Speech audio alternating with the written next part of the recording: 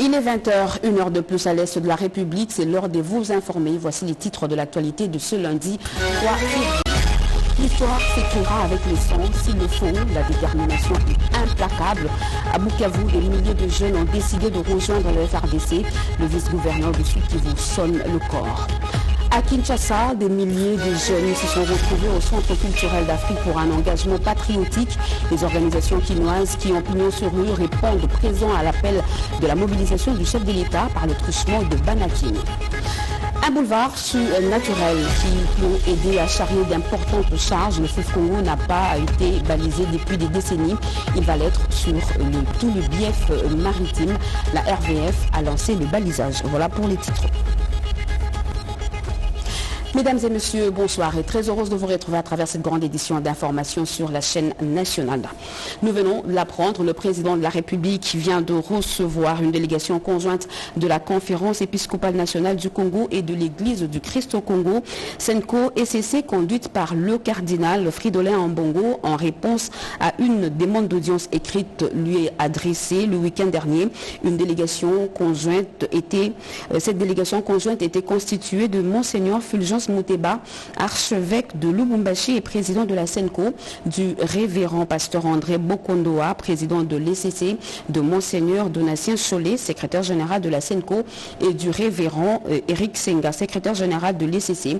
À l'issue de cet entretien de plus d'une heure, Monseigneur Donatien Chollet a indiqué que cette audience procède d'une démarche entamée par les églises catholiques et protestantes, la nécessité de renforcer la cohésion nationale dans notre pays, un besoin devenu plus pressant selon ses propres termes. Nous y reviendrons. La 31e forum du Investing in Africa Mining Indaba qui se tient à Cape Town en Afrique du Sud a servi des tribunes à la première ministre Judith Suminwa pour dénoncer l'agression rwandaise. Shimon Dondo et Pompomba. C'est avec une gravité ressentie et une émotion profonde que je m'adresse à vous en cette journée solennelle, marquant l'ouverture de la 31e édition du Forum Investing in African Mining Indaba. Au nom de son Excellence, Monsieur le Président de la République démocratique du Congo, Félix Antoine Tshisekedi Tshilombo. En ce moment où je m'adresse à vous, les cris de détresse résonnent à travers mon pays, portés par une douleur indicible. La République démocratique du Congo, notre patrie, est de nouveau frappée par une guerre inhumaine et lâche, orchestrée par la barbarie du régime rwandais actuel. Cette guerre, alimentée par des intérêts étrangers, a dévasté des milliers de victimes innocentes, laissant derrière elles une traînée de souffrance et de désespoir parmi nos populations. Cette 31e édition du Forum Indaba Mining se tient dans un contexte particulier pour mon pays, dans la mesure où elle démontre la pertinence de l'engagement pris par son Excellence, M. Félix Antoine Tshisekedi Tshilombo, président de la République, chef de l'État, à rechercher la paix dans la sous-région des Grands Lacs. Il en est de même de la lutte contre le pillage des ressources minérales à l'est de mon pays. En lien avec l'objectif de ces assises, il est essentiel de souligner que la République démocratique du Congo, grâce à sa position géographique privilégiée au cœur de l'Afrique et à ses ressources naturelles uniques, occupe une place géostratégique qui incarne une véritable espérance pour la planète entière. Non seulement cette position est cruciale pour la transition énergétique mondiale, mais elle est également déterminante pour la protection de l'environnement. Le pays aspire ainsi légitimement à contribuer à une transition énergétique juste, en s'appuyant sur ses abondantes ressources en minerais stratégiques. Nous avons entre nos mains l'opportunité unique d'écrire une nouvelle page de l'histoire minière africaine, où nos ressources naturelles seront les vecteurs du développement humain pour un avenir continental plus radieux. Mon pays est prêt à relever ce défi avec une ambition renouvelée de faire de son secteur minier le levier du développement socio-économique de l'Afrique entière. À Genève, le haut-commissaire des Nations Unies aux droits de l'homme a reçu l'ambassadeur de la RDC à l'ONU pour lui présenter les condoléances et son indignation, sa compassion par rapport à la situation sécuritaire et humanitaire à l'est du pays, précisément à Goma. Regardez. En fait, je suis venu rencontrer le haut-commissaire à ma demande parce que la situation qui se passe dans notre pays du côté du nord et du sud Kivu, c'est vraiment très préoccupant et nous avions voulu échanger avec lui sur les mécanismes que nous sommes en train de réfléchir pour mettre en place, notamment la convocation d'une session spéciale sur la situation des droits de l'homme et des troubles humanitaires en République démocratique du Congo, particulièrement dans les provinces du nord et du sud Kivu. Nous voulions son soutien pour la convocation de ces sessions spéciales, mais également cette session spéciale devait être assortie d'une résolution qui proposerait un mécanisme pour le monitoring de ce qui se passe dans cette partie de la République, comme je venais de le dire, c'est-à-dire Nord Kivu et Sud Kivu. Nous voulions obtenir de lui ce que nous voulons proposer, c'est-à-dire une commission spéciale d'établissement de faits sous autorité puisse être déplacée le plus vite possible en République démocratique du Congo, dans la province du Nord et du Sud Kivu, avant que preuves ne puissent disparaître ou pendant ce temps de situation difficile que nos populations sont en train de subir par cette agression du Rwanda qui vient soutenir ces rebelles du M23. Et lors d'un meeting, le vice-gouverneur du Sud Kivu, Jean-Jacques Elkano, a délivré un message de soutien au FARDC et appelle les jeunes à s'enrôler dans l'armée pour bouter l'ennemi hors du sol congolais. Suite à cette sensibilisation, les jeunes de Baraka se sont engagés à combattre aux côtés des FARDC. Regardez. Le temps s'est arrêté à Baraka, l'une des nouvelles villes de la province du Sud Kivu, ce dimanche 2 février 2025, lors de l'arrivée du député national et vice-gouverneur de la province, Maître Jean-Jacques Elkano, arrivé après un périple dans les villages surplombant la route nationale numéro 5, le leader de Fizi a été accueilli chaleureusement par une foule immense composée des autorités locales, des habitants du millier, des Maïmaï et des Wazalendo. Nommé Djogo Ladjidji, il a délivré un message clair. L'appui indéfectible aux forces armées de la République démocratique du Congo, la sensibilisation des jeunes à rejoindre l'armée pour défendre la patrie, l'appel aux Wazalendo et Maïmaï à combattre aux côtés des forces nationales et à chasser les M23 et ses alliés sur le sol congolais. J'ai été envoyé par son Excellence Monsieur le gouverneur de la province avec la bénédiction de la haute hiérarchie pour venir apporter un message clair à la population. Que nous devons faire la résistance. Ce territoire, le territoire de Fizi, se trouve être les bastions des Wazalendo. Toutes les guerres n'ont pas réussi à traverser ce territoire. Et donc ici, il y a des vaillants, des réserves capables d'aider la République et la province. Tous ces jeunes ont finalement accepté de combattre aux côtés des FARDC. Mobilisation générale lancée par le président de la République. Eh bien, les milliers d'habitants ont battu le pavé ce lundi à Béni. Une marche pacifique en soutien aux efforts des FARDC et des Wazalendo qui combattent encore contre l'agression rwandaise. Plus de précision dans son reportage de Shadrach Massémémé. C'est dans un climat de deuil que tout est parti du rond-point NRA à passer par le rond-point du 30 juin où des milliers d'habitants, dont les jeunes et les femmes, ont répondu favorablement à la marche pacifique organisée par la société civile Forces Vives de Béni et ses composantes.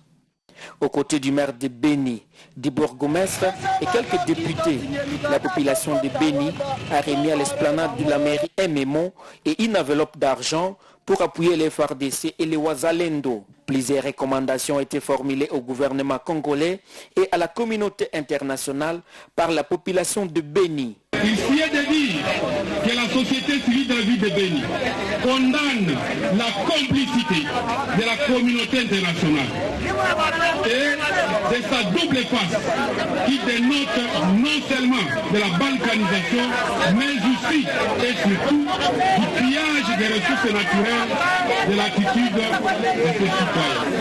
Au regard de ce qui précède, la société civile recommande ce qui suit au Conseil de sécurité des Nations Unies avec les doubles faces et la complicité et d'imposer la paix à travers une résolution contraignante sanctionnant les pays agresseurs, les Rwandais et ses 6 petits.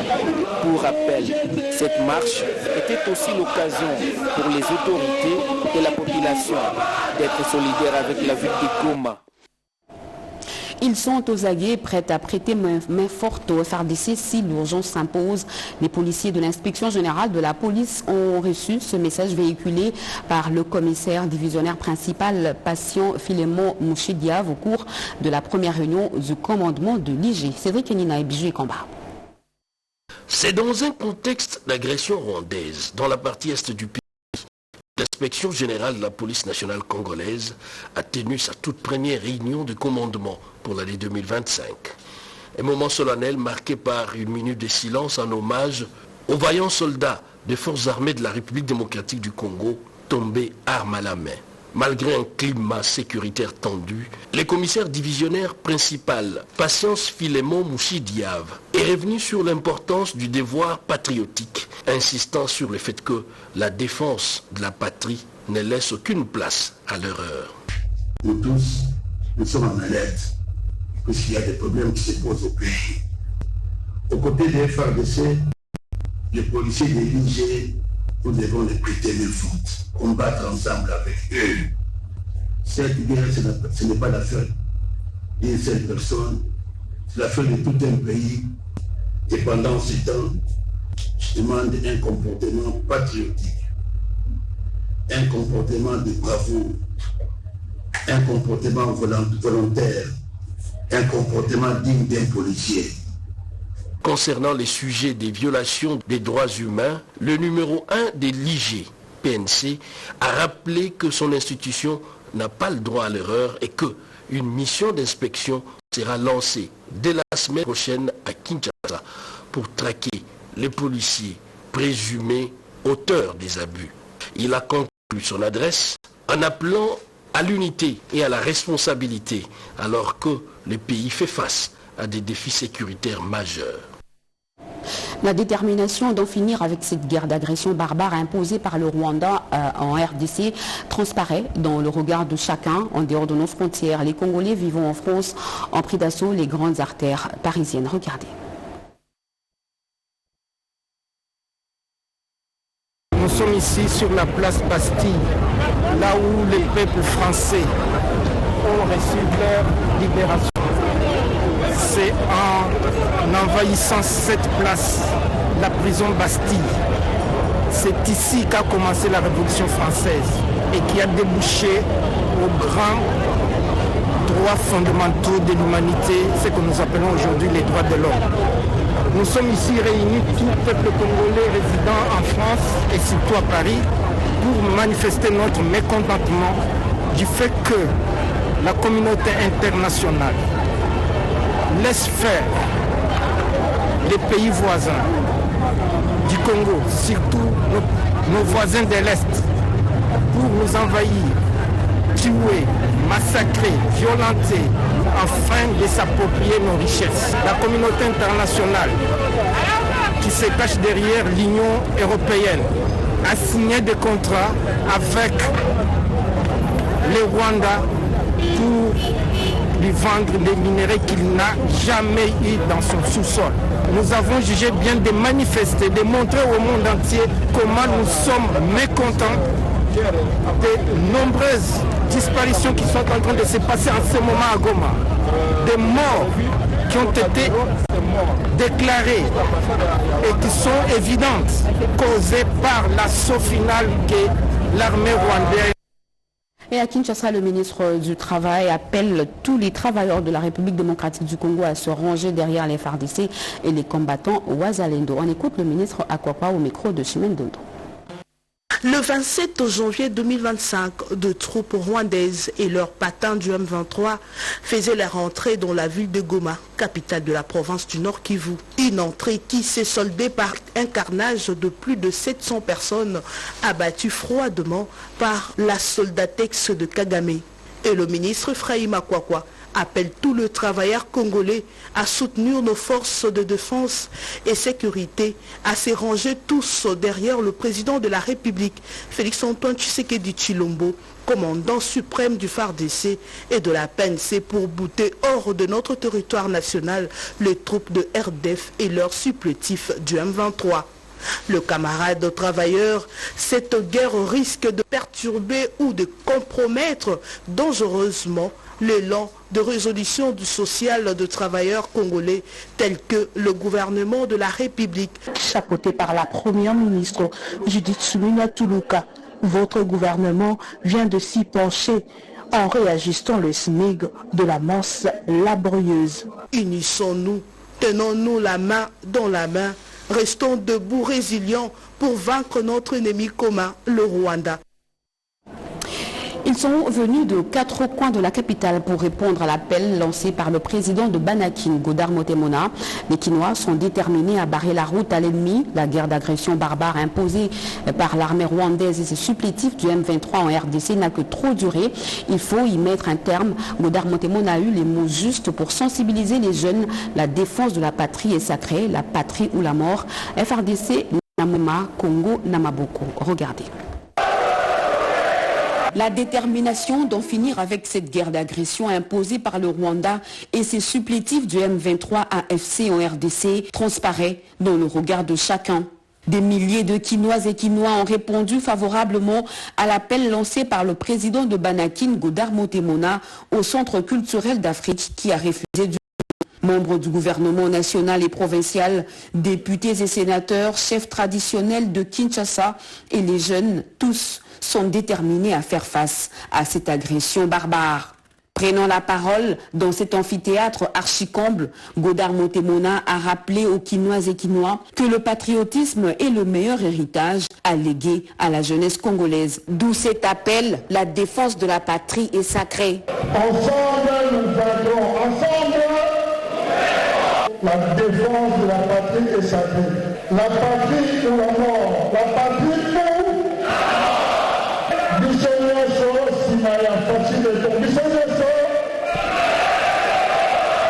Le président de Banakin exhorte les Kinoises et Kinois à soutenir nos FARDC et Wazalendo qui combattent sans relâche et à se ranger derrière le chef de l'État commandant suprême des FARDC, Félix-Antoine Tshisekedi Tshilombo, dans sa lutte pour l'intégrité territoriale du pays, avant d'appeler les jeunes à la discipline et à la lutte contre les anti-valeurs. Plusieurs interventions de nature toujours à attiser le feu de la flamme patriotique des Kinoises et Kinois étaient de la partie, notamment celle du vice-ministre de la Justice, Samuel Mbemba, insistant sur l'engagement du gouvernement à mettre fin à cette guerre d'agression. L'honorable Jean-Marie Lukulasi Massamba de G24, le ministre provincial et président de l'ASBEL les Kinois, Boba Misso, et Alain Boussi de la fraternité kinoise.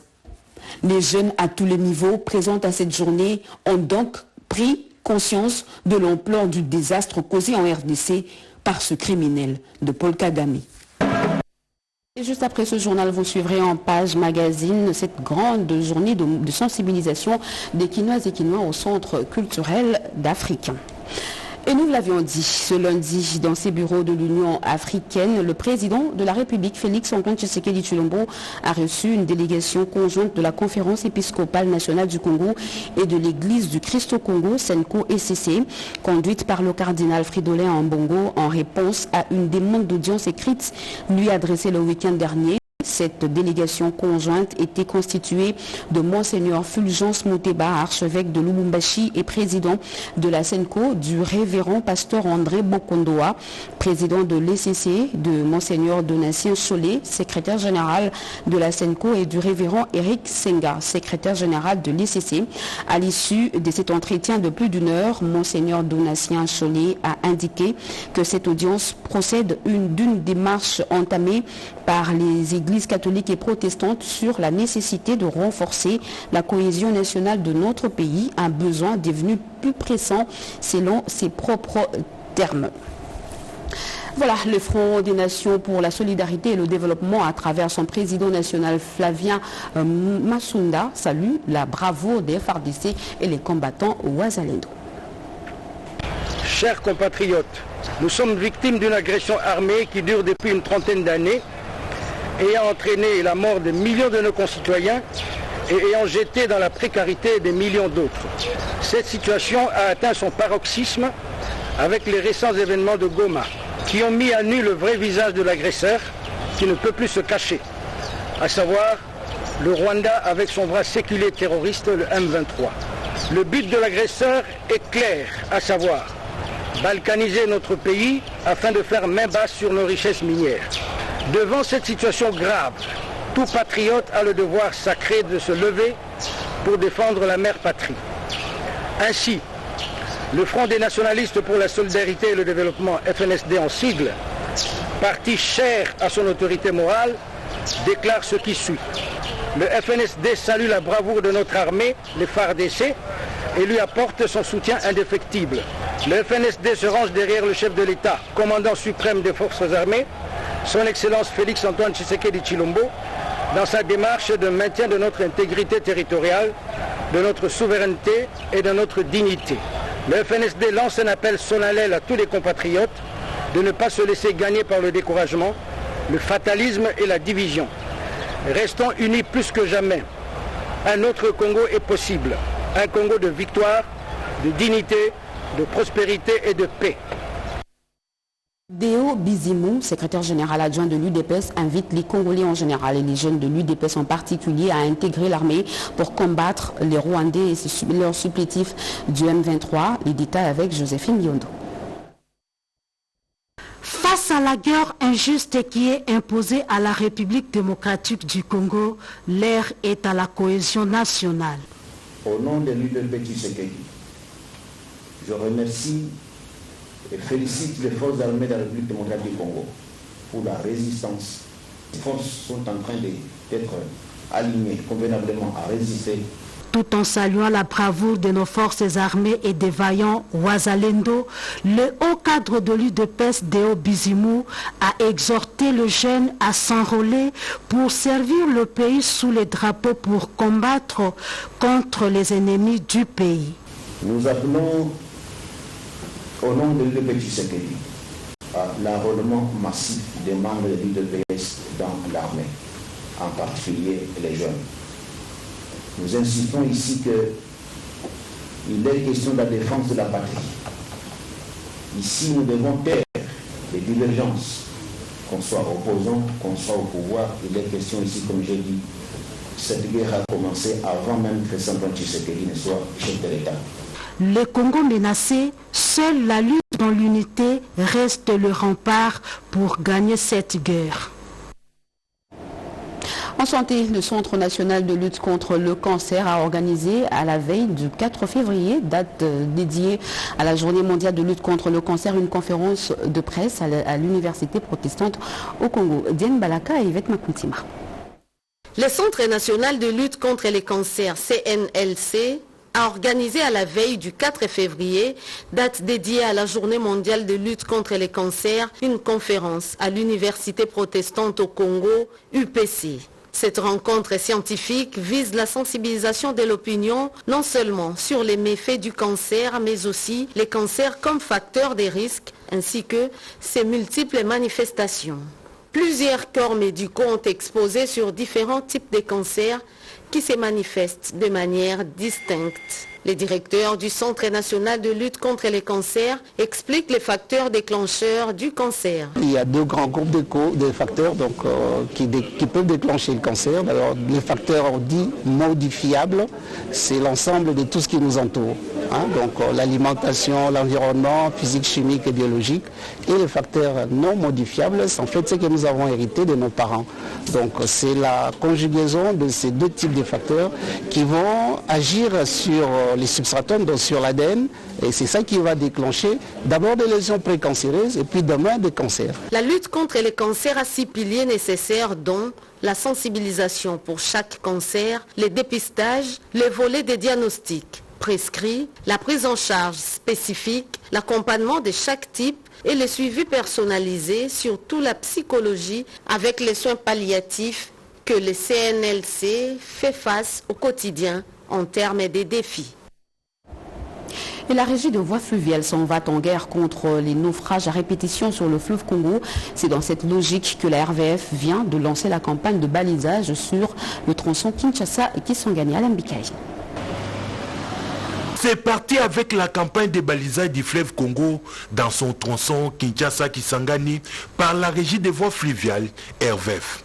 Représentant les VPM des transports, voies de communication et de désenclavement empêchés à cette cérémonie, le secrétaire général de ces ministères a procédé à la remise de l'ordre de mission à l'équipage avant de revenir sur l'importance de cette campagne qui va contribuer sensiblement à la baisse des accidents de navigation sur ces dits tronçons. Son importance n'est plus à démontrer, dans la mesure où, non seulement elle contribue au développement économique de notre pays, mais aussi à la lutte contre les accidents et incidents de navigation qui entraînent des pertes en vies humaines.